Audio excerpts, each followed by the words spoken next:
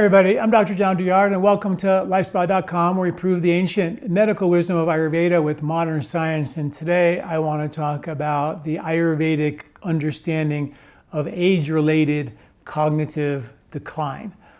Something that there's a lot of incredible science and there's a lot of incredible ancient wisdom. And what we do at LifeSpa.com is we put the two together. And I've got a full article with all the scientific references on my website at lifespa.com, so check that out. If you want to dive deeper into the research or into knowledge, that article is there for you. All right, well, the CDC recently put out a report and said that early onset cognitive decline or dementia is on the rise. They did a study where between ages of 30 and 64, and they found that dementia is increased by 200%. And the average age of diagnosis is 49 years old. So we have something that we all know, right, is a thing that people, as they age, they get something called age-related cognitive decline, and we hope that doesn't turn into Alzheimer's or something more severe than that, but it's also happening now with younger and younger and younger people. So what's the cause of that? That's what I want to dive into today. What is the cause? How can you protect yourself from that? Because it's up by 200%. That's not cool. We got to figure out what that would be. So one of the things is it diet? Is it what we're eating, right? So the Mediterranean diet, which is a great diet, one that has maybe the most studies for health and longevity and protection against morbidity or sickness, those kind of things, is a diet that has predominantly fruit, vegetables, grains, whole grains, legumes, fish, olives, a low amount of meat, eggs, and sweets. That's sort of the classic Mediterranean diet. Well, they also took the Mediterranean diet and they kind of tweaked it a little bit, and they call it the mind diet, which means the Mediterranean intervention diet for neurodegeneration decline, or I'm sorry, neurodegenerative decline, which is MIND, the mind diet. And this is where they add berries instead of so much fruit. They add more fish and olive oil, and they eliminate and reduce things like dairy, fast food, and fried food, which all of it just takes the diet up a notch to be obviously a little bit more healthy. And they've got great studies. Not every study shows the mind diet decreases cognitive decline, but there are many studies that show that it does. So it is something to be thinking about and looking about as well. Now, is it processed food, which would be another question? And there's more kind of meat to bite on when you think about processed food. There was a study with 867,000 people where they evaluated 10 different studies and the impact of ultra-processed food on the increased risk of dementia. And they found that that definitely does. They found that if you just reduce the amount of processed food that you ate by 10%, it would actually decrease the risk of cognitive decline by 19%, which is crazy, right? What happens if you reduce the risk of, or reduce the processed food by 100%? That would probably be a really good idea, right? Another study showed with 568 adults, they found that the folks who ate processed food had a 28% increased risk of global cognitive decline. Global cognitive decline means that you don't remember anything. I mean, globally, you have a significant, usually that's temporary, but that means that all parts of the brain are really not functioning well. And a 28% reduction of executive cognitive function was also found in that study. And the way I like to look at this is something I like to call recognizable food. So eat foods that you can recognize. When you eat it, you go, oh, that's a banana. I can recognize it, right? So there's 3 levels of this that I like to talk about. The first level is read the label. If you can recognize everything on the label, then eat it. It also goes for what you put on your skin. You put creams and lotion on your skin and you read the label, you can't recognize it. I wouldn't put it on your skin because your skin's an organ that you're feeding a microbiome on your skin. We have an Ayurvedic skincare line that is consciously clean. It actually meets all the criteria for the EWG as the pure, clean line. And when you read the ingredients of our skincare line, which I've actually had and formulated with a natural pharmacist back in 1998, and when you read those ingredients, you can recognize every single ingredient. You can you understand this is something that is foods and herbs that you can actually recognize. And even the best, healthiest, so-called clean skincare, when I look at the labels, I don't recognize half the stuff on there, and I wouldn't put it on my skin if I were you.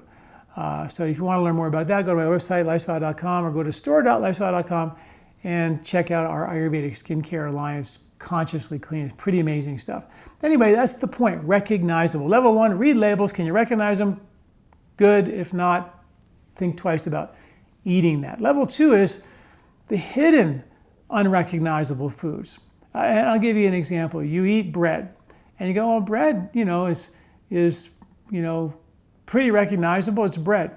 Well, when you look at the ingredients, there could be some level 1 issues there where you have a whole bunch of stuff above and beyond wheat, salt, and water, because that's all you need to make bread. And it may be a starter. So what is all that other stuff? Well, that's level 1.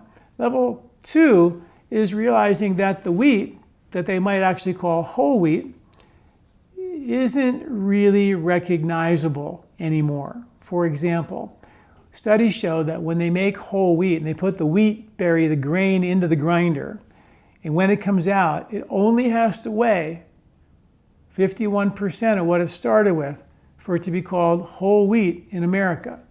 So where did the 49% go? Where did the endosperm go? Where did the sperm go? Where did the oils go? And it's gone. And reason why? Because that would make the wheat very vulnerable to rancidity, because the oils become rancid very fast. So they swipe out a big chunk of the grain, and that's one of the reasons why the grains in America particularly are so problematic, not to mention the pesticides and the glyphosates and all of that. So that is a unrecognizable food because the whole wheat isn't anything to do with the wheat that came out of the ground. I don't recognize it. Now, if you take some millet and you buy it in the whole grain, or you bet some wheat from like ancientgrains.com, I have no affiliation with them, and you buy their grain, and you're looking at the grain, you put it in a pot and you make porridge out of it, now you're eating the whole grain. And it's completely different on your gut, on your belly, and how you feel when you eat that. That's level 2, where don't get fooled because things look like it's, recognizable, but they process it to make it look recognizable, but is not. And then the final one is organic. When we spray pesticides on our food, it kills the microbes, the bugs, the pests. But it doesn't just kill the pests, it kills all the microbes that naturally occur on the food you eat. Just like everything alive has a microbiome, just like you have a microbiome.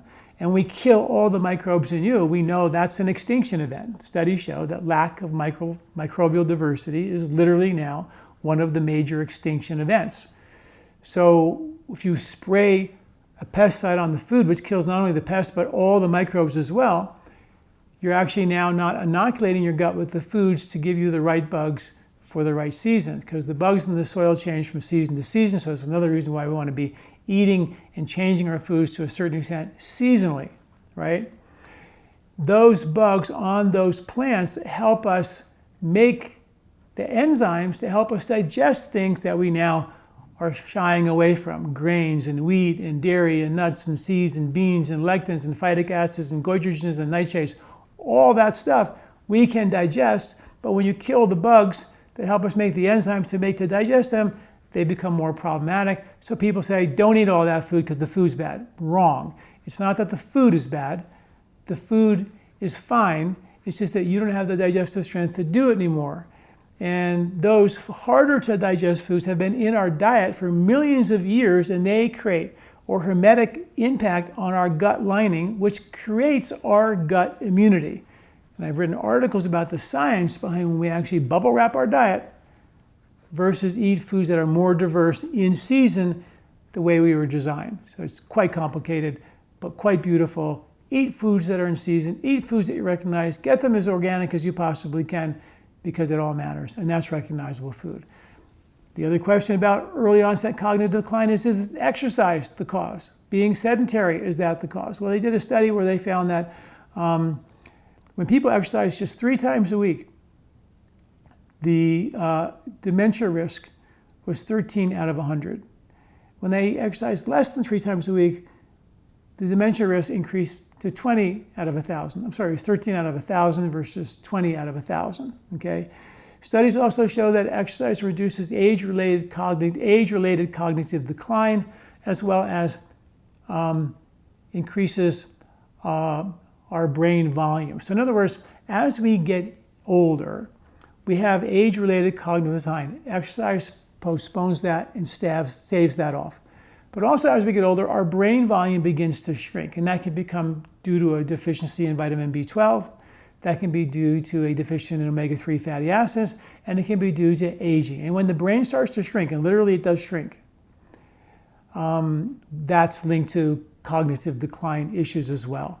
But exercise will help to increase the volume of your brain, which is critically important as well. So exercise, big fan of nose breathing, because when you breathe through your nose, you activate a brain respiration effect where your diaphragm is involved. That diaphragm is the pump for your cerebrospinal fluid to move the cerebrospinal fluid into your brain and wash out through both your brain's lymphatic and glymphatic detoxifying systems 3 pounds of plaque and trash every year while you sleep. And if you're breathing through your mouth, you don't get anywhere near the brain respiration, the cerebrospinal fluid flow in and out of your brain. That is one of your washing fluid for your brain, your ventricles, and your brain's lymph and glymph systems. So that's a really important piece of the puzzle.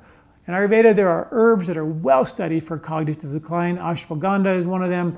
Just taking 400 milligrams a day was shown to increase executive function, sustained attention, and shortened and increased short-term memory. Bacopa, another one of my favorites for mental focus and clarity. I've used it for decades for attention deficit, focus, brain fog. It's a brain-derived neurotropic factor, which means it activates a protein that helps you build more brain cells. They literally call it in the scientific world the brain cognitive enhancer. It doesn't get that name for no reason. It's been shown to increase verbal learning, recall, memory, and help combat stress and support a healthy mood.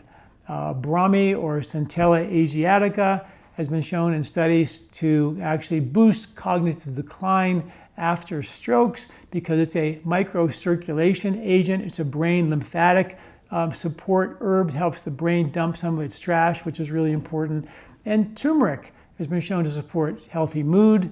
It's been shown to increase cellular repair and protect the brain in the brain, and also protect the brain from chemical exposure. So there are some things to think about. Like I said, the article is on my website at lifespa.com, where I go into all the details about age-related cognitive decline, particularly early onset, and the things that we can do to make sure that doesn't happen to us, because it's up by 200% and we don't want to do that. So go to lifespa.com, read the full article, dive into the science if you like. All the references are there. While you're there, sign up for our newsletter, become a part of our family, get this information weekly. At the same time, check out our store at lifespa.com or go to store.lifespa.com and check out all of our Ayurvedic herbs. They're all organic, our Ayurvedic skincare, all organic herbs. Check all of that out at store.lifespa.com. Thanks for listening. I'm Dr. John Douillard. Hi, everybody. I just want to take a minute and tell you what we do here at LifeSpa.com. You know, I've been in practice now for 40 years. 38 of them have been practicing Ayurvedic medicine full-time. For the last 20 years, I've been writing articles and doing videos on the ancient medical wisdom of Ayurveda with the modern science. You know, if something's been around for 1,000 years, still practiced today, and you have modern science to prove it, boy, I really feel like that's something we should all be taking a look at. And that's what we do at lifespa.com, and all that information is for free. So just go to lifespa.com and search in your health topic, and you'll get the information, the article that you need, hopefully that will help you. While you're there, check out our Ayurvedic store. You can get there through lifespa.com or go to store.lifespa.com. And there we have all of our organic Ayurvedic herbs, organic skincare line, more books, tapes, knowledge that we give you is all there at our store. All of our cleansing kits are there in our store. All of our herbs are whole herbs with the natural occurring microbiome, the way it came out of the soil. And that's critically important, because if I took the bugs out of you, you'd be completely different. We take the bugs away from a plant, like sterilizing and making an extract or spraying your food with pesticides, you lose significant benefit of that plant. And that's why we use the whole plant with the natural occurring microbiome. So check us out, learn more about what we're doing here at LifeSpa.com, and we'll see you again. This recording is brought to you by LifeSpa, where ancient Ayurvedic wisdom meets modern science. Get access to free health video newsletters by Dr. John at LifeSpa.com. These statements have not been evaluated by the FDA. These products are not intended to diagnose, treat, cure, or prevent any disease.